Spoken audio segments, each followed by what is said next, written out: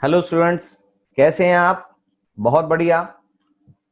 तो पिछली क्लास में हमने जनरल एंट्री का जो टॉपिक चल रहा था उसके अंदर ये फिफ्थ पॉइंट कवर कर लिया था, distribution of goods as samples, यानी कि इसको sample account debit to purchase account या advertisement account debit to purchase account कर देंगे। अब हम एक इंपॉर्टेंट जनरल एंट्री की तरफ बढ़ रहे हैं। इसको बहुत अच्छे से समझ लेना, एग्जाम में जरूर आएगी। मैंने क्या बोला? एग्जाम में जरूर आएगी, बहुत जरूरी एंट्री है, इंपॉर्टेंट एंट्री है। Loss of stock by theft और फायर। कभी कभी ऐसा होता है कि कंपनी के अंदर आपका माल रखा हुआ है, तो हो सकता है कोई वो इंटरनल एम्प्लॉइज के द्वारा या फिर किसी आउटसाइडर के द्वारा चोरी कर लिया जाता है, या फिर कभी ऐसा भी हो सकता है कि उस सामान में आग लग गई हो जिस सामान में आप डील करते हैं। तो loss of stock by theft और फायर की एंट्री की जाती है। तो कोई भी केस हो, लॉस होना चाहिए, चाहे आपका फायर से हो चाहे आपका थेफ्ट से हो, दोनों ही केस में सेम एंट्री करेंगे। अगर आपका इंश्योरेंस होगा तो क्या होगा, इंश्योरेंस नहीं होगा तो क्या होगा, इंश्योरेंस पार्शली अगर आपका क्लियर हो जाता है, क्लेम हो जाता है, तो क्या होगा। तो हम पहले समझते हैं कि लॉस बाय थेफ्ट और फायर ऑफ स्टॉक के अंदर पहली एंट्री क्या होगी। तो अगर आप सबसे पहले एंट्री होती है लॉस बाय फायर अकाउंट, आपकी एंट्री होगी लॉस बाय फायर अकाउंट। पहले एक परफॉर्मा खींच लेते हैं।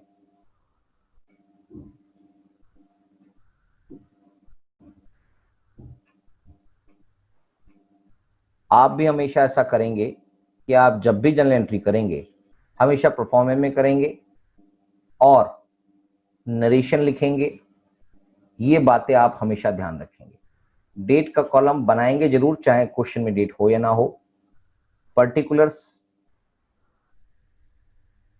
लेजर फोलियो का अगर कॉलम भी बनाएंगे, चाहे उसका आप अभी तक यूज समझ पाए हैं नहीं भी, तब भी नहीं समझ न उसका यूज नहीं भी है तो भी आप उसको बनाएंगे। डेबिट बैलेंस यानी कि डेबिट अकाउंट, डेबिट अमाउंट और क्रेडिट अमाउंट का कॉलम बनाएंगे। तो आपके पास है लॉस बाय थेफ्ट और लॉस बाय फायर की एंट्री है। तो loss of stock by theft, या तो वो चोरी हो गया या फिर जल गया माल। टू, यानी कि माल की ओरिजिनल कॉस्ट पे वो लॉस माना जाएगा टू परचेज अकाउंट, यानी कि परचेज से वो कम हो जाएगा। ये तो दिख ही रहा है आपको परचेज अकाउंट क्रेडिट का मतलब। तो आपके पास मान लीजिए 10,000 का लॉस, आपका माल जल गया है तो इसका मतलब आपको 10,000 का लॉस हो गया। और अगर इसमें बताया जाता है कि कोई भी क्लेम इंश्योरेंस कंपनी से नहीं मिला है, या आपने कुछ क्लेम नहीं डाला है, या आपका इंश्योरेंस था भी नहीं, तो आपकी यही एंट्री खत्म हो जाती है। आपका टोटल मिला के लॉस माना जाएगा और इस लॉस को फाइनली आप प्रॉफिट एंड लॉस अकाउंट के अंदर चार्ज कर लेते हैं। वो आप अभी समझ नहीं पाएंगे, जब आपके पास कोर्स में आएगा तब आपको ये समझ में आता चला जाएगा। तो loss of stock by theft और फायर की एंट्री पहली हो गई। In case goods were insured and insurance claim is lost, यानी कि आपके गुड्स अगर इंश्योरेंस किया हुआ था आपने गुड्स का, तो इंश्योरेंस क्लेम आप लॉज करने जा रहे हैं। आपको क्लेम मिला नहीं है, सिर्फ आपने अपना क्लेम इंश्योरेंस कंपनी के पास दर्ज कराया है, क्लेम लॉज किया है। तो आपके पास यहां पर जो एंट्री बनेगी, अब आपको इंश्योरेंस कंपनी से पैसा लेना आ जाएगा, यानी कि इंश्योरेंस कंपनी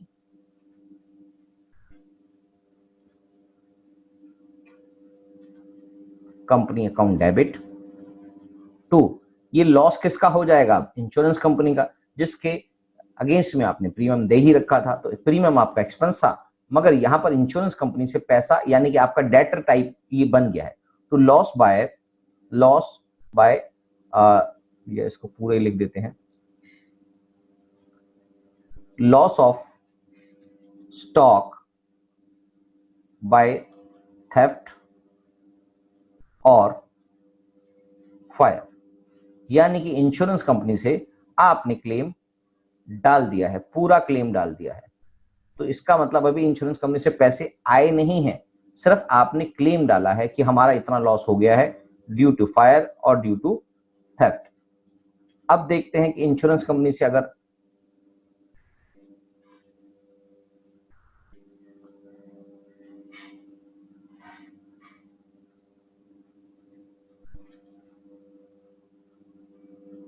अब केस बनता है इंश्योरेंस कंपनी से अगर कुछ पैसा आ जाता है या नहीं आता है, तो उस केस में क्या होगा? When full amount of claim is received from the insurance company, अगर पूरा का पूरा क्लेम रिसीव हो जाता है तो आपकी एंट्री बनेगी बैंक अकाउंट डेबिट टू, जिससे पैसा लेना था उसका नाम, तो इंश्योरेंस कंपनी अकाउंट, या यहां पर आप क्लेम भी लिख सकते हैं, इसके अंदर भी क्लेम लिख पाएंगे। तो आपके पास अगर फुल अमाउंट रिसीव हो जाता है, जो भी आपने लॉस हुआ था, आपका सामान जो जल गया था या चोरी हो गया था, उस सारे लॉस का क्लेम इंश्योरेंस कंपनी कंप्लीट तौर पे दे देती है, तो आपका पूरा का पूरा अमाउंट यहां पर दिखाई देगा। क्या बात समझ में आ गई? हाँ सर समझ में आ गई है। मगर इंश्योरेंस कंपनी अगर पूरा क्लेम नहीं देती है, तो इसका मतलब टू इंश्योरेंस कंपनी, आपने क्लेम तो डाला था उसमें 10,000 का, जिसके अगेंस्ट में आपने उसको डेबिट कर दिया था। क्लेम तो 10,000 का डाला था, मगर कंपनी ने, इंश्योरेंस कंपनी ने 6,000 का ही क्लेम आपको दिया। इसका मतलब आपको 4,000 रुपए का लॉस हो गया। तो प्रॉफिट एंड लॉस अकाउंट एक लॉस की एंट्री हो जाती है, जो 4,000 रुपए यहां पर दिखाई देगी।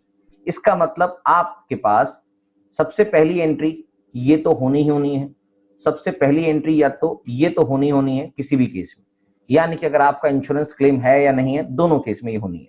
उसके बाद अगर आपका इंश्योरेंस क्लेम है और आपने इंश्योरेंस क्लेम में पैसा क्लेम डाल दिया है और पूरे अमाउंट का क्लेम डाल दिया है, तो ये दूसरी एंट्री होगी। मगर उस क्लेम को पूरी तरह से पास कर दिया है क्लेम, तो ये तीसरी एंट्री ये होगी। या फिर अगर उसका पार्शियली अमाउंट पास किया है, पूरा अमाउंट पास नहीं किया, तो एंट्री ये होगी। यानी कि इसमें और इसमें एक ही एंट्री होगी, दोनों एंट्री नहीं होंगी। या तो क्लेम पूरा मिल जाएगा तो ये एंट्री है, और अगर क्लेम पार्शियली मिला है तो ये, यानी कि पूरा क्लेम नहीं मिल पाया, तो इसका मतलब आपको इसमें से 6,000 रुपए का तो लॉस आपका कवर हो गया इंश्योरेंस कंपनी द्वारा, और 4,000 रुपए का लॉस अभी भी आपके पास बना हुआ है। क्या मेरी बात समझ में आ गई? हाँ सर बिल्कुल समझ में आ गई है। तो ये बात क्लियर होनी चाहिए आपको। ठीक है सर, ये बात बिल्कुल क्लियर। और मैंने अभी सबसे पहले आपको ये बताया था कि ये जो जर्नल एंट्री है, ये बहुत इंपॉर्टेंट जर्नल एंट्री होती है। बच्चे बहुत ज्यादा इसमें गलती करते हैं, तो आप इसमें गलती ना करें और इस क्वेश्चन को ध्यान से समझते रहें। और ये पेपर में जरूर आती है। तो इससे जुड़ा हुआ एक क्वेश्चन देख लेते हैं, फटाफट से समझ में आ जाएगा।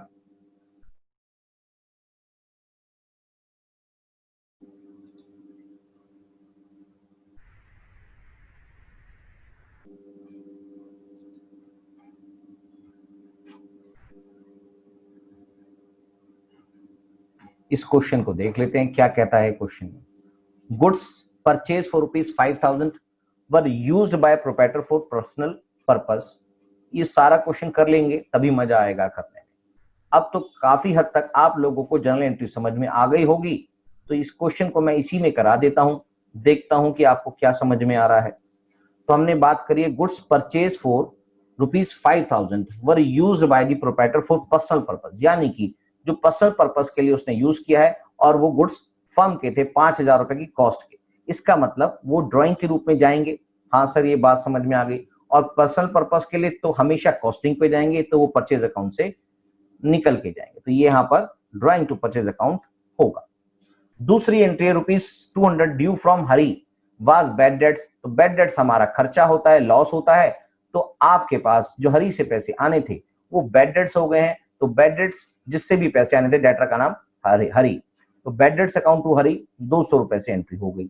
तीसरी एंट्री हमारे पास है goods uninsured of ₹3,000 purchase cost was destroy by fire. तो यानी कि अभी अभी जो एंट्री समझाई है, 3,000 रुपए के गुड्स थे वो डिस्ट्रॉय हो गए, जो एक्चुअली इंश्योरेंस उस पर था ही नहीं। इसका मतलब पूरा का पूरा 3,000 रुपए आपके लिए लॉस है। तो एंट्री क्या बनेगी, loss by fire account debit to purchase account.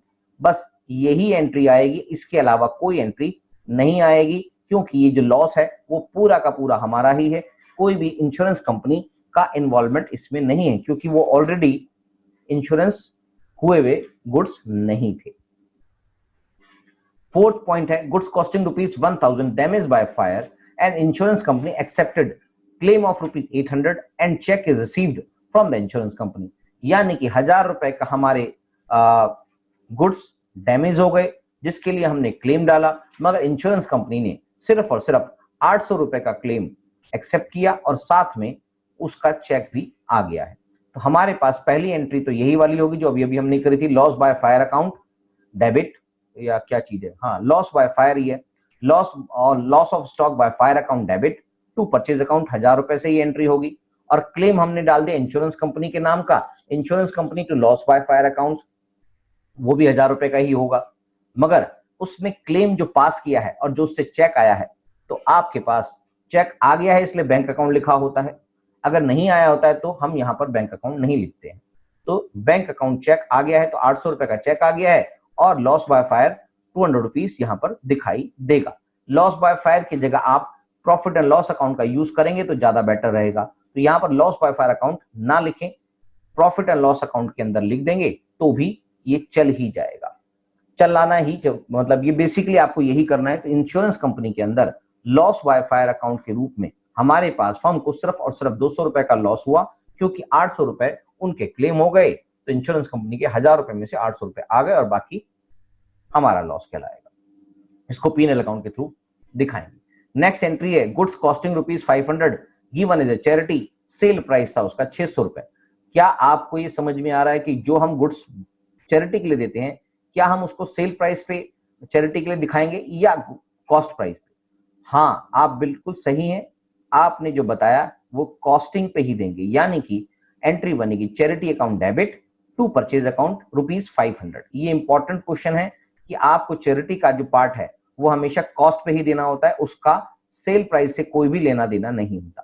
Question ने आपको घुमाने के लिए ऐसी एंट्री दिखाई है। Paid landlord ₹1500 for rent, landlord को ₹1500 रेंट के रुपए दिए, तो रेंट अकाउंट डेबिट टू, क्या लैंडलॉर्ड होगा? नहीं सर, ये तो कैश में जाता है, तो rent account debit to cash, landlord से इसका कोई भी लेना देना नहीं है, या कोई भी नाम भी लिखा हो तो भी इसका कोई लेना देना नहीं है। ₹1500 से एंट्री बन गई। अगली एंट्री है हमारे पास, sold household furniture for ₹5000, the proceed were invested into business. यानी कि जो प्रोप्राइटर था उसने अपना घर का ₹5000 का फर्नीचर बेचा और उस पैसे को उसने बिजनेस में इन्वेस्ट कर दिया। तो पैसा बिजनेस में कहीं से भी आए, जो प्रोप्राइटर लेके आता है उसको प्रोप्राइटर की कैपिटल के रूप में एक्सेप्ट किया जाता है बिजनेस के द्वारा। बाकी उसको वो कहीं से भी लेके आए, उसकी एंट्री बिजनेस को उससे कोई भी मतलब नहीं है। तो इसका मतलब आपके पास एंट्री होगी cash account debit to capital account ₹5000, cash to capital ₹5000। क्या मेरी बात समझ में आ गई है? हाँ सर, बिल्कुल क्लियर है। तो बस अब अगला भी टॉपिक देख लेते हैं, आपको ये बिल्कुल क्लियर हो चुका है। अगला टॉपिक है purchase and sale of fixed assets. ये सारी बातें अब जल्दी जल्दी आपको समझ में आ रही होंगी, क्योंकि आपने जनरल एंट्री का बेसिक समझ लिया है, कंसेप्ट समझ लिया है, रूल समझ लिया है। तो आपको इन सब चीजों में कोई बहुत भारी दिक्कतें आने वाली नहीं है, बस आपको प्रैक्टिस करने की आवश्यकता है। आप प्रैक्टिस करते रहेंगे तो फटाफट से ये सब कुछ जल्दी जल्दी होता रहेगा। तो एंट्री है purchase and sale of fixed assets. Fixed assets मतलब आपके पास कोई मशीनरी हो, कोई फर्नीचर हो, कोई कार हो, फर्नीचर फिक्चर्स हो, इन सब चीजों का अगर आप कोई सेल कर देते हैं या कोई परचेज करते हैं, तो क्या ये आपके गुड्स के रूप में परचेज अकाउंट में या सेल्स अकाउंट में आते हैं? नहीं सर, बिल्कुल भी नहीं, बल्कि इनको बाय नेम आप लिखते हैं। परचेज ऑफ असेट्स को लिखेंगे जो भी असेट का नाम होगा, सेल ऑफ असेट्स को लिखेंगे जो भी असेट्स का नाम होगा।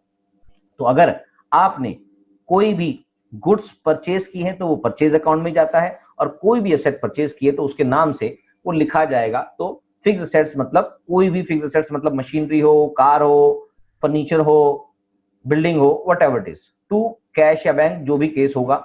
और अगर वो कैश में लिया है तो टू कैश, या अगर बैंक से चेक से पेमेंट की है तो टू बैंक, और अगर उससे उधारी में लिया है टू सप्लायर, यानी कि अगर आपने मशीन खरीदी है और उसके अभी पेमेंट नहीं करी है तो आप एंट्री क्या करेंगे, मशीनरी अकाउंट डेबिट, वो ली है मोहन ब्रदर्स से, टू मोहन ब्रदर्स, यानी कि इसको पैसे देने अभी बाकी है, जो भी इसका सप्लायर था उसके अकाउंट में क्रेडिट कर दिया जाएगा। On sale of fixed assets, sale of fixed assets की बात करें तो यहां पर अगर आप इस कोई भी एसेट्स को बेचते हैं तो आपके पास बेचने के पैसे आएंगे, यानी कि आपके पास क्या आएगा, बैंक अकाउंट या कैश अकाउंट, जो भी केस होगा, टू फिक्स्ड एसेट्स। एंट्री जिस तरह से मैं बना के दिखाता हूं उसको आप ध्यान से समझेंगे और फिर इसको करेंगे। तो आपके पास फिक्स्ड एसेट्स की जगह, चलो मशीनरी में लिख देता हूं, इसको फिक्स्ड एसेट्स नहीं लिखता हूं, डायरेक्ट मशीनरी लिख देता हूं। तो आपके पास एंट्री बनेगी bank account debit to machinery account. आपके पास जो मशीनरी थी वो एक्चुअली थी कितने की, फिक्स्ड एसेट्स के अंदर जो मशीनरी बेची थी आपने, अगर मशीनरी थी मान लीजिए एग्जांपल के तौर पे 50,000 की मशीनरी थी, उसकी बुक वैल्यू मतलब आज की डेट में वो कितनी दिखाई दे रही है, इसको थोड़ा साइड में लिख देते हैं, ये जनरल एंट्री आपको दिखाई नहीं दे रही है तो इसको थोड़ा सा इधर कर देते हैं।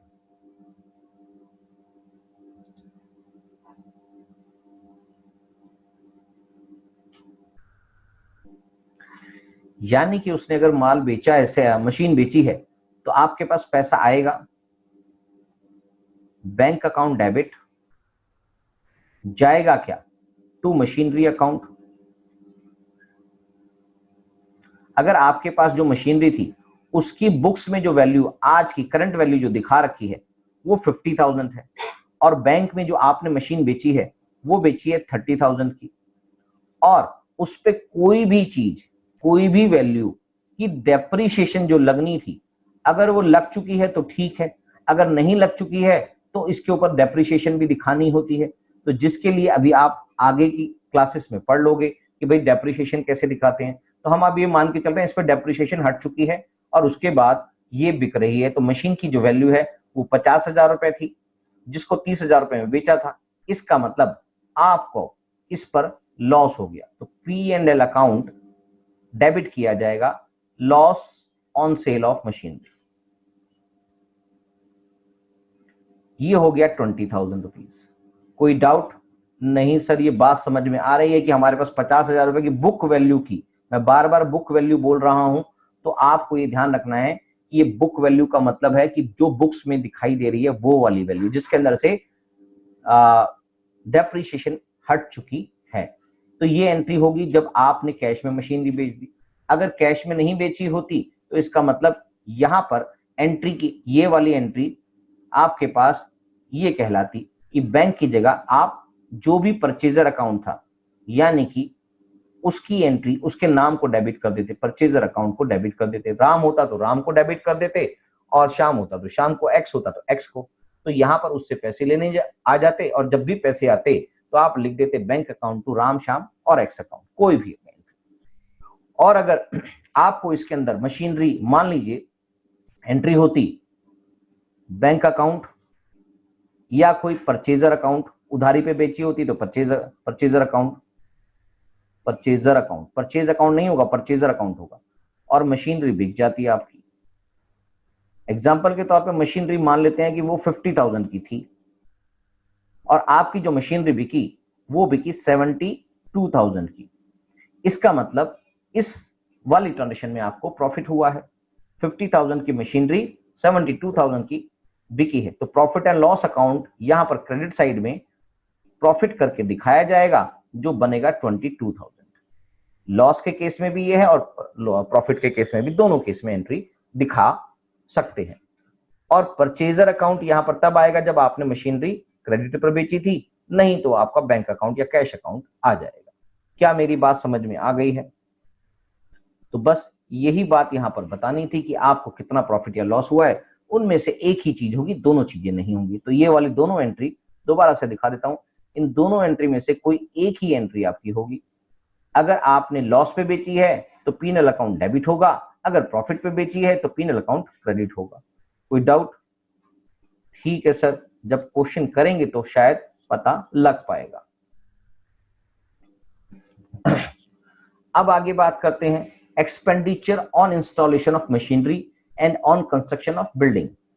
एक इंपॉर्टेंट पार्ट है, बहुत ज्यादा इंपॉर्टेंट पार्ट है। इसको बहुत अच्छी तरह से समझ लेंगे कि क्या बोल रहा है। इसके अंदर जो भी, अगर आप कोई भी सामान बाहर से मंगा रहे हैं मशीनरी के रूप में, या बिल्डिंग बनाने के लिए ब्रिक्स मंगा रहे हैं, या ब्रिक मंगा रहे हैं, या रेता मंगा रहे हैं, या बदरपुर मंगा रहे हैं, या सीमेंट मंगा रहे हैं, सब चीजें बिल्डिंग मटेरियल के रूप में जो आपके पास है, उन सब की कॉस्ट एक ही हेड में चली जाएगी जिसका नाम होगा बिल्डिंग। और अगर आप मशीनरी कहीं कैलकाटा से मंगा रहे हैं तो उसके ऊपर लगने वाला भाड़ा या कोई भी चीज जो मशीन के प्राइस को बढ़ा देती है, कॉस्ट को बढ़ा देती है, वो सब कुछ मशीनरी अकाउंट में जाएगा।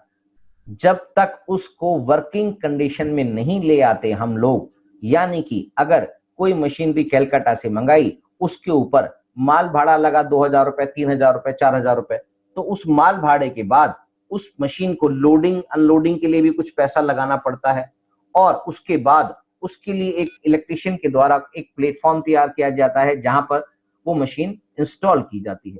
सब तरह का पैसा सिर्फ और सिर्फ मशीनरी अकाउंट में ही जाएगा जब तक उसको हम रनिंग कंडीशन के पॉइंट तक नहीं ले आते हैं। तो इसके अंदर थोड़ा सा ध्यान से इसको पढ़ लेते हैं, आपको समझ में आ जाएगी मेरी बातें। Expenditure incurred on carriers and installation of machinery, that is freight, wages paid for installation etcetera, are capital expenditure. यानी कि इन सारे एक्सपेंडिचर को कैपिटल एक्सपेंडिचर के रूप में माना जाता है। चाहे ये आपको रेवेन्यू एक्सपेंडिचर दिखाई दे रहे हैं, मगर इनको सिर्फ और सिर्फ कैपिटल एक्सपेंडिचर के रूप में ट्रीट किया जाएगा। और and are debited to only machinery account, यानी कि जो भी कंसर्न असेट है उसके अंदर डेबिट कर देंगे। In other hands expenses incurred on purchase, as expenses incurred on purchase of assets except goods को छोड़कर, increase the cost of assets for the buyer.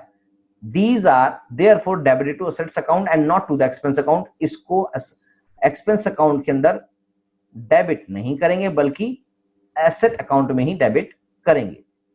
Similarly, any expenditure incurred for the construction of building such as purchase of construction material and payment of wages also are capital expenditure। चाहे wages पे करेंगे, चाहे construction of चाहे उसके लिए material खरीदेंगे, सारा का सारा कहां जाएगा? And debited to building account. ये बात समझ में आ गई होगी। इन सारे खर्चों को हम रेवेन्यू एक्सपेंडिचर नहीं मानते हुए एक कैपिटल एक्सपेंडिचर के रूप में एसेट अकाउंट में ही डेबिट कर देते हैं। क्या बात क्लियर है? हाँ सर, बिल्कुल क्लियर है। Generalized the following transaction in the books of Gopal, a trader of Delhi. ये सारी चीजें यहां पर समझ में आ चुकी होंगी। अगर कोई डाउट होगा तो मैं यहां पर आपको एक क्वेश्चन कर दूंगा। क्वेश्चन है, purchase building and issue cheques. Issue cheque, 15 lakh रुपए की बिल्डिंग खरीदी और चेक से उसकी पेमेंट कर दी। इसका मतलब मई 1 के अंदर ये एंट्री है, building account debit to bank. ये एंट्री समझ में आ गई सर। दूसरी entry, purchase machinery from Ramsons Chandigarh on credit. तो आपके पास मशीनरी आ गई है तो machinery account debit to Ramsons, खरीदी है मगर उधारी पे इसका पैसा नहीं दिया, तो आपके पास 2 लाख रुपए की ये पेमेंट आउटस्टैंडिंग बनी रह गई। Bought furniture from Hind traders Delhi for cash. ये जो फर्नीचर है आपने खरीदा तो हिंद ट्रेडर्स है, क्वेश्चन में दिया हुआ है हिंद ट्रेडर्स से खरीदा है, मगर किसमें खरीदा है? सिर्फ और सिर्फ कैश में। तो आपको हिंद ट्रेडर्स के अकाउंट से कुछ भी लेन देना नहीं है। एंट्री बनेगी furniture account debit to cash 10,000, furniture to cash 10,000। 15 मई की एंट्री हो गई है। नेक्स्ट एंट्री है, brought computers from HP limited Noida and amount paid by internet transfer.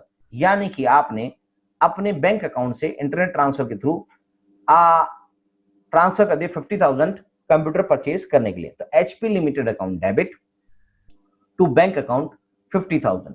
इस तरह से एंट्री बन जाएगी, क्योंकि इंटरनेट बैंकिंग के थ्रू आपने एंट्री करी है तो उसमें कोई भी दिक्कत नहीं होनी चाहिए। क्या आपको लगता है कि इसकी एंट्री यही होगी?